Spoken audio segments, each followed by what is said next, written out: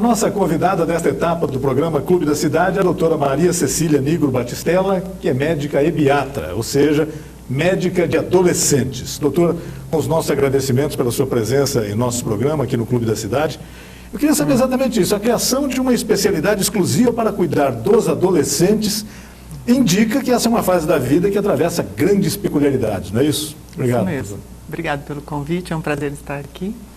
Então, essa especialidade no Brasil é relativamente nova, é em torno de uns 50 anos, e ela veio para preencher uma lacuna, que é exatamente essa fase da adolescência, em que o pediatra ele atende desde que a criança nasce até em torno de 10, 11 anos.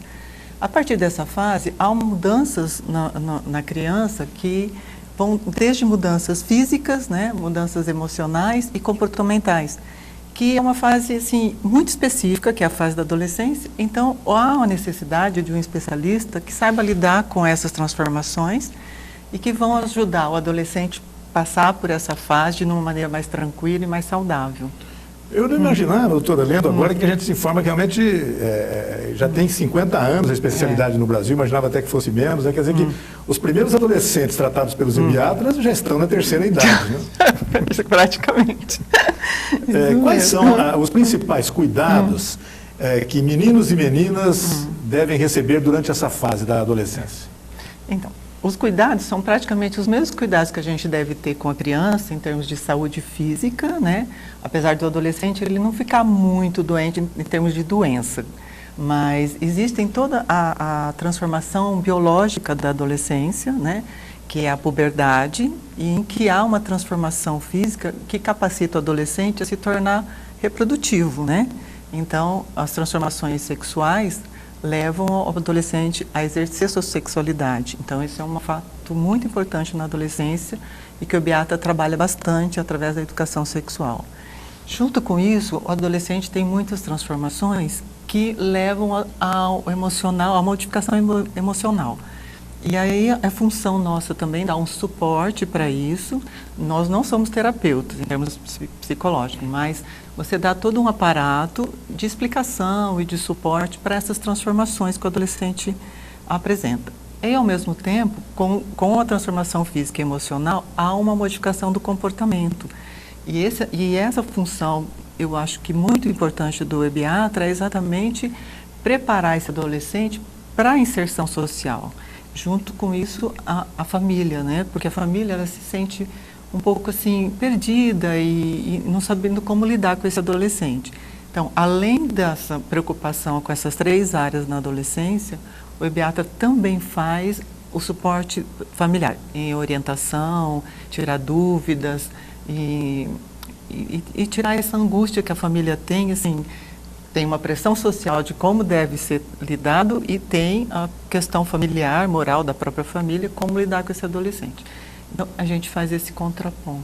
Grosso modo, essa explosão de hormônios que ocorre nessa fase da vida acaba acarretando problemas emocionais, problemas ou questões emocionais, e aí de comportamento, tudo uma coisa muito ligada na outra, né? É muito intrínseco.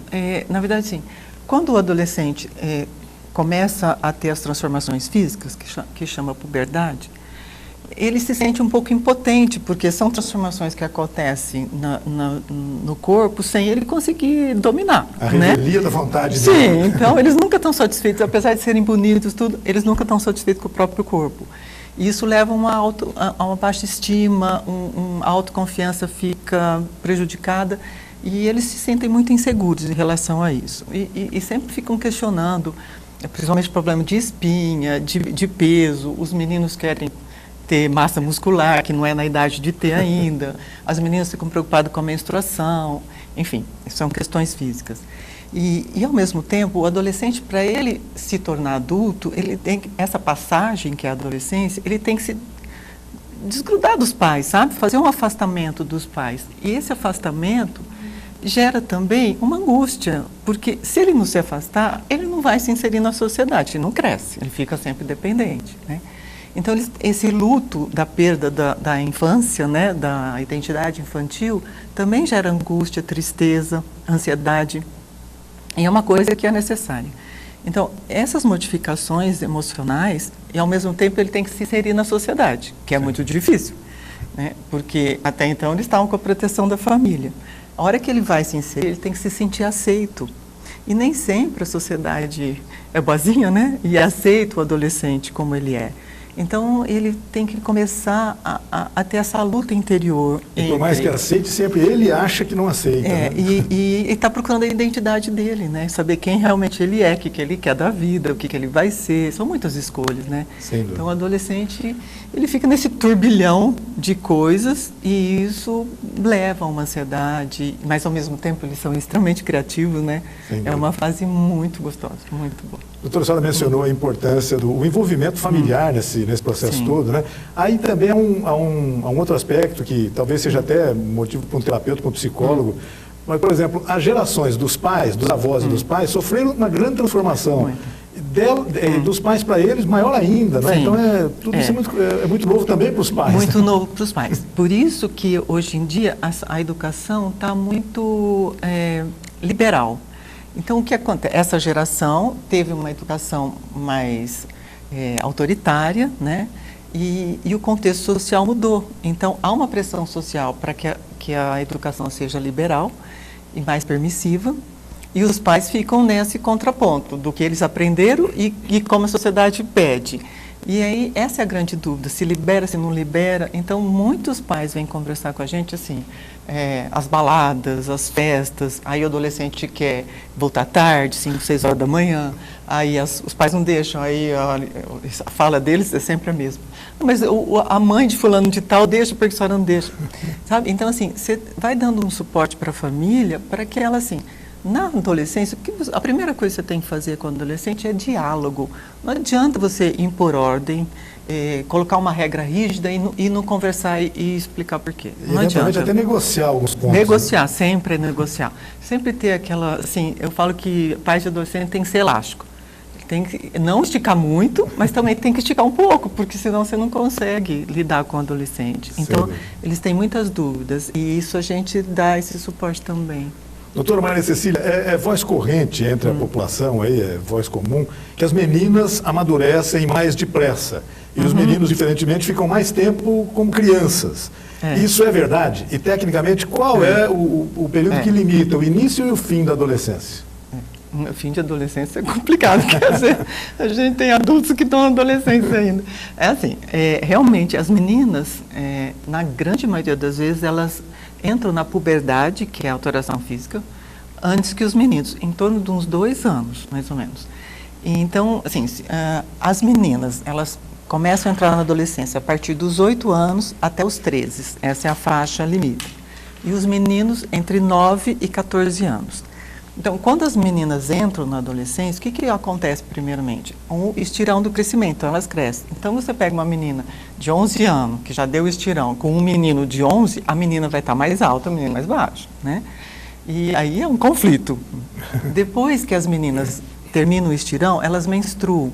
Então, 2, 3 anos depois da menstruação, isso é uma grande dúvida dos pais também, é um mito cultural. Menstruou, para de crescer. Não é verdade, não é assim.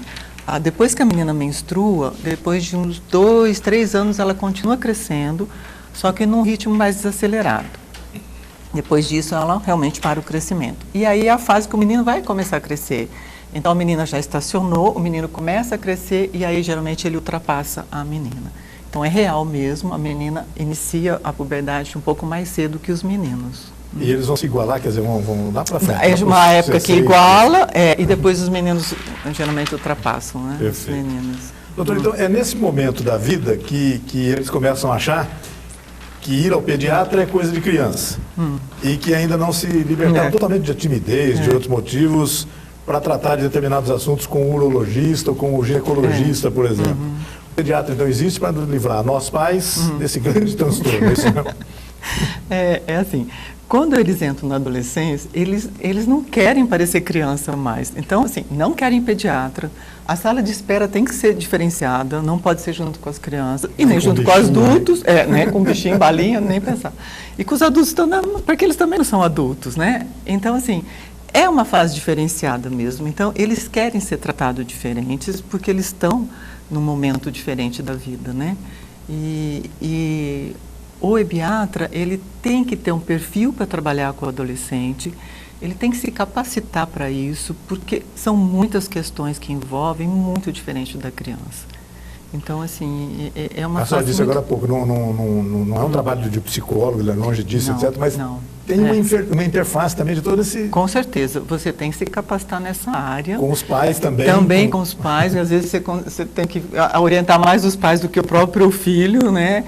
Na verdade, a angústia maior são dos pais mesmo, de não saber como lidar, porque assim, o início da adolescência, às vezes nem teve alteração física, os pais já procuram porque falam assim, nossa, meu filho mudou, eu não sei quem é mais ele. E é verdade, eles mudam o comportamento sem perceber, não é voluntário isso.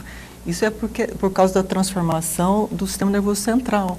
Há uma reestruturação do sistema nervoso central que dura um tempo muito longo. Hoje em dia, as pesquisas mostram que essa reestruturação vai terminar em torno dos 30 anos.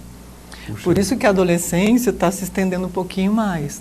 Hoje em dia, pela Organização Mundial de Saúde, a adolescência vai dos 10 aos 20 anos. Mas a tendência é se estender até os 24 anos. Alguns fatores podem interferir nisso, doutora. Por exemplo, a existência de um irmão mais velho ou um irmão mais novo torna esse adolescente um pouco diferente dos outros? Não tem nada a ver? Como é que é isso? De ter um irmão mais velho ou mais novo e interferir na adolescência, você fala? Não, o que acontece é assim, quando é o irmão mais novo, eles brigam muito, porque o irmão mais novo pentelha o irmão mais velho, essa é a fala deles, nossa, você briga porque eles ficam me enchendo. O irmão mais velho, geralmente, é o que orienta mais o adolescente. Então, quando eles têm dúvidas, principalmente o menino, dificilmente eles chegam nos pais para perguntar, principalmente em relação à sexualidade, né? Então, tendo um irmão mais velho facilita a vida deles. Então, nesse aspecto é legal. O caminho das pedras, né? De certa forma. Mais ou menos.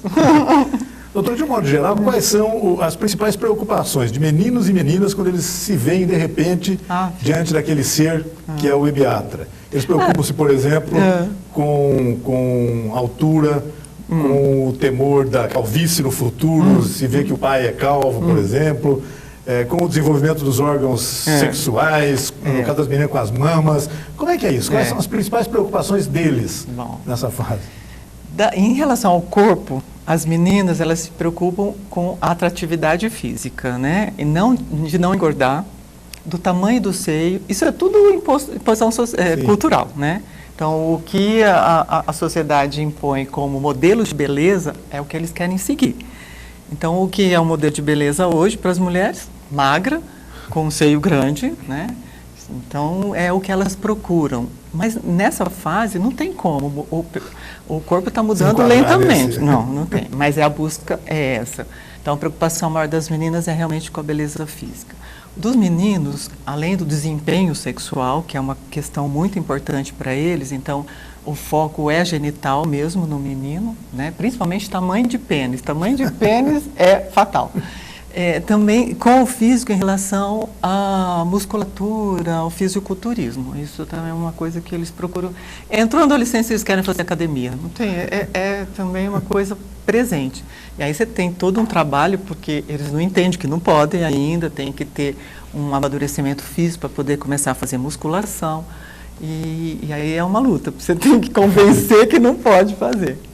Doutora, com que frequência o adolescente deve frequentar o ebiatra depois da primeira consulta, por exemplo? É uma consulta anual, uma consulta semestral? Não, depende do caso? É variável. O ideal é assim, a primeira consulta a gente sempre faz junto com os pais ou o responsável. Então você tira a história, o exame físico, tudo, e diagnostica a etapa do desenvolvimento que esse adolescente está, que são várias etapas. E a queixa principal, porque às vezes vem só para uma consulta de rotina, mas às vezes vem porque é usuário de droga, porque tem uma gravidez na adolescência, então, questões de uso de álcool na adolescência, são várias questões. Então, dependendo da queixa, às vezes você tem que ver mensalmente. Se for uma adolescência tranquila, sem problema, família organizada, a gente acompanha a cada 3 meses, em média, para acompanhar o desenvolvimento físico, a inserção na sociedade, né, e fazer toda a orientação sexual daquele adolescente. É em torno de 3 meses, mais ou menos. Perfeito. Tá?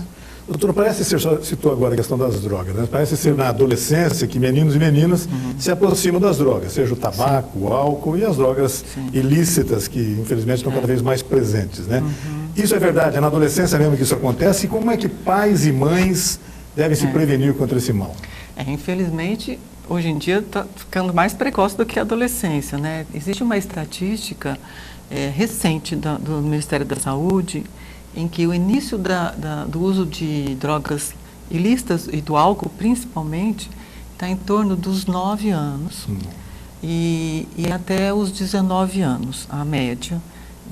Desse perfil, 24% a 37% dessas adolescentes e adultos jovens usam uma droga, principalmente o álcool hoje, que é o mais usado, né, pelo menos uma vez por mês.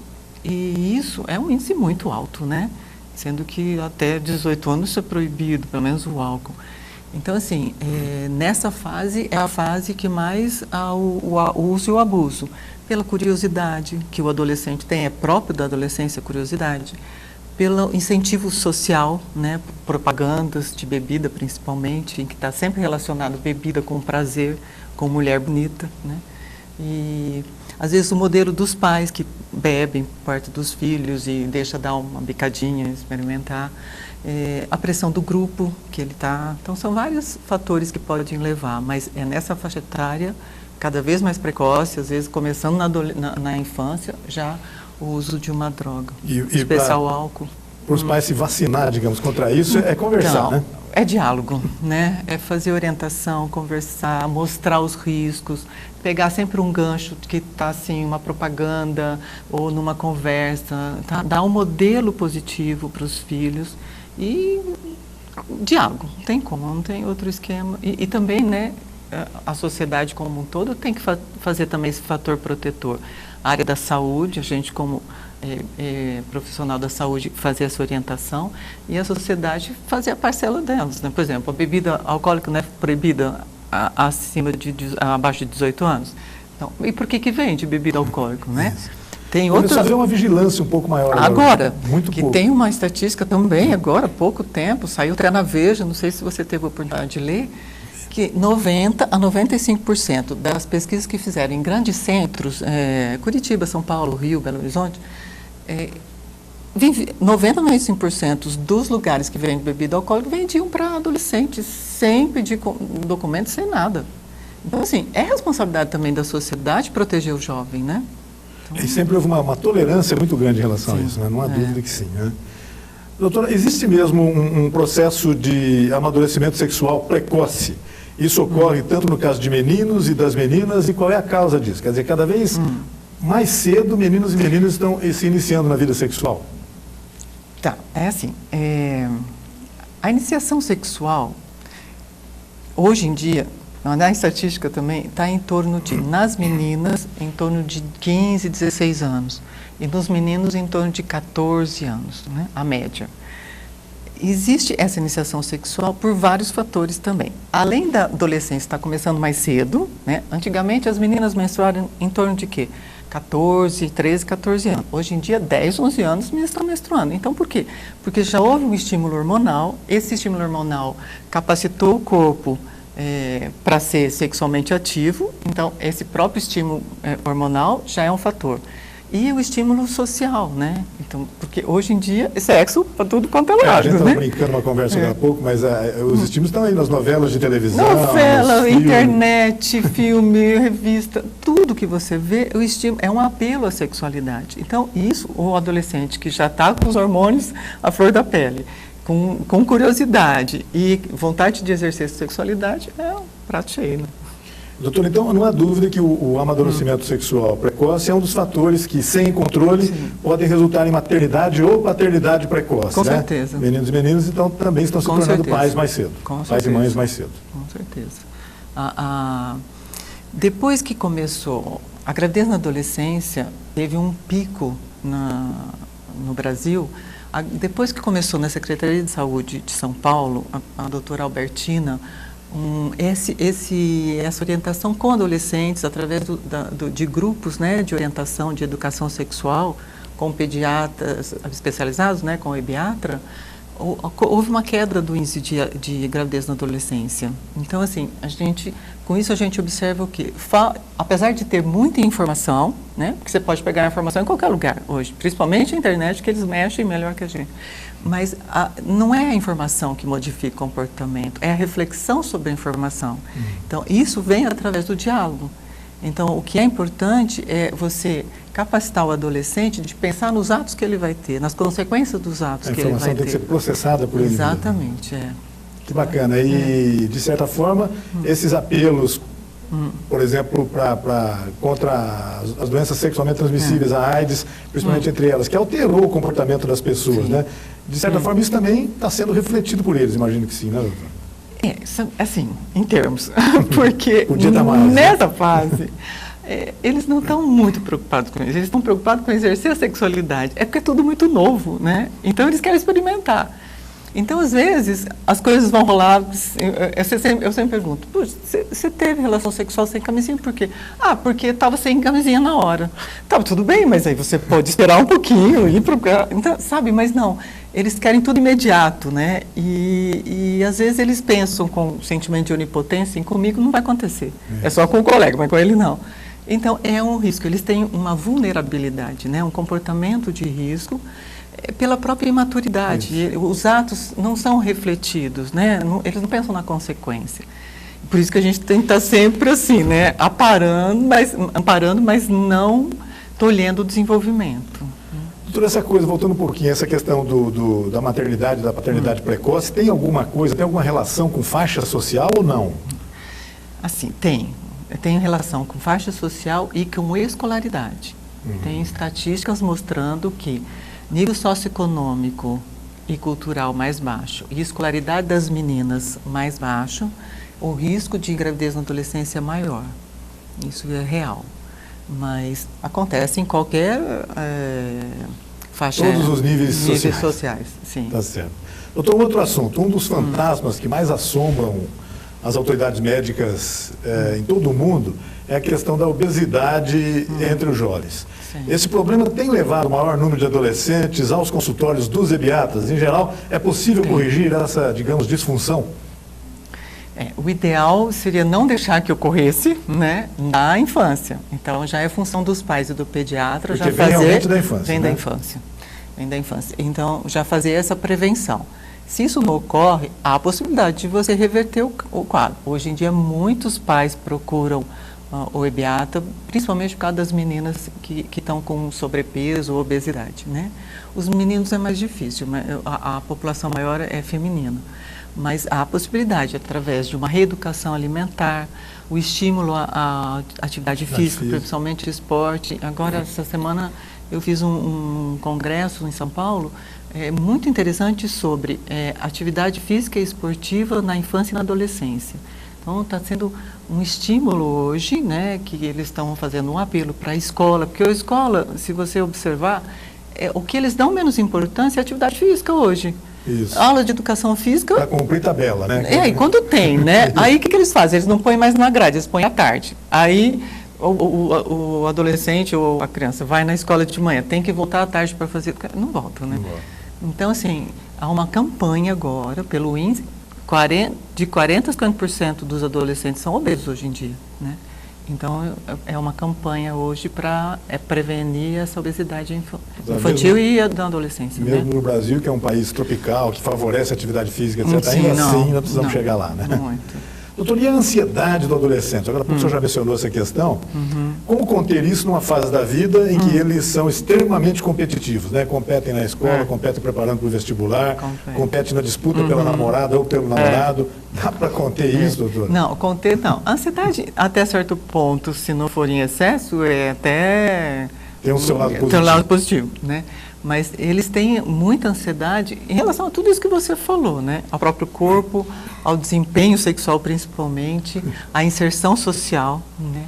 À escolha de uma profissão, né? À escolha de uma namorada. Então, assim, são muitas questões que geram ansiedade. Como que a gente trabalha isso? Principalmente com o esporte. Então, orientando primeiro, tranquilizando que isso é normal, que todas as pessoas têm um certo grau de ansiedade, e que nessa fase que eles estão maior ainda, por todas as questões, e ao mesmo tempo que a gente vai começando a ensinar o autocontrole e apaziguando esse turbilhão que eles possuem. E esporte. O esporte é uma coisa assim que melhora muito, porque pela própria inserção, principalmente o esporte em grupo, né? Então, você aprende várias coisas no esporte grupal e com o aumento da endorfina que o esporte ou a atividade física produz, há uma diminuição dessa ansiedade. Então, a gente orienta muito a atividade esportiva para o adolescente. Doutora, essa questão da escolha de uma profissão, de se preparar para o vestibular, tinha um educador amigo meu, uma vez ele chegou a dizer uma frase que eu achei ótima, ele disse assim, que o adolescente sofre muito por escolher uma profissão e principalmente por ter que renunciar a todas as outras profissões que ele não escolheu, né? Tem duas renúncias principais que eles fazem. A escolha da profissão, eles mudam, cada consulta que eles vão já mudaram a profissão. E isso é extremamente saudável, porque eles estão pensando. Claro. Né? E a outra é religiosidade. Eles mudam muito, muito. Podem ter sido criados numa religião, tudo certinho, chega na adolescência, geralmente eles se tornam ateus, para depois lá na eles se afastam por um sim, momento muito. Eles questionam tudo, né? O adolescente fala, vive no mundo da lua? Vive, pensando. Eles estão sempre refletindo. E uma das coisas é a religião, é a religiosidade. É muito interessante isso. Doutora, durante a consulta com o pediatra, há um momento em que há a presença do pai e da mãe e depois um tete-a-tete só com o médico? Ou isso depende de cada profissional, de cada caso específico que a senhora esteja atendendo? Não depende. Assim, teoricamente, a consulta é individual. A primeira sempre acompanhada e depois individual. Por quê? Porque o adolescente tem que ter a confiança no pediatra para poder falar sobre qualquer assunto, perguntar sobre qualquer coisa, sem se sentir constrangido na frente dos pais. Eles não abrem tudo na frente dos pais, não adianta. E às vezes, até eles fazerem um vínculo com a gente, ter essa confiança, demora um pouco. Mas a partir também que você vai isso eu já, no primeiro consulta, na frente dos pais, eu já coloco todo como que é que funciona. E aí depois, quando eles começam a voltar, porque eles nunca vão espontaneamente também na consulta, muito difícil. É sempre levado pelos pais, né? Sim. Aí eles chegam assim com mau humor, né? Senta e fica lá. E aí, tudo bem? Uhum. E o que você veio fazer? Ah, não sei, meu pai que me trouxe, assim, sempre desse jeito. Aí depois, com jeitinho, a gente vai e aí fica uma coisa muito gostosa, porque você cria um vínculo e eles têm confiança e aí é a partir daí que você começa a orientar e educar. E nesse momento de privacidade com o médico, é normal que eles comentem fatos desconhecidos dos pais? Muito, muito. Isso acontece toda hora. Principalmente na parte de iniciação sexual. Nas meninas no ficar, elas já nem contam para os pais. Elas têm vergonha, têm medo. E os meninos na iniciação sexual, a maioria dos pais nem sabem. E se tiver já algum contato com droga, etc., ele chega e não se abrir com o médico? Isso. Às vezes você vai por outros caminhos, tá. Né? No começo é mais difícil, mas aí você consegue chegar lá e assim, a única vez que você pode quebrar o sigilo da consulta médica com o adolescente é quando ele corre risco de vida. Então, isso eu já explico. Então, se você tiver alguma doença grave ou você tem algum problema de comportamento que te leva a risco de... Eu vou ter que falar, com ou sem a sua autorização. Porque se ele não me der autorização, eu não posso. Mas nesses casos que ele corre risco de vida, eu tenho autorização legal para poder chamar os pais e conversar.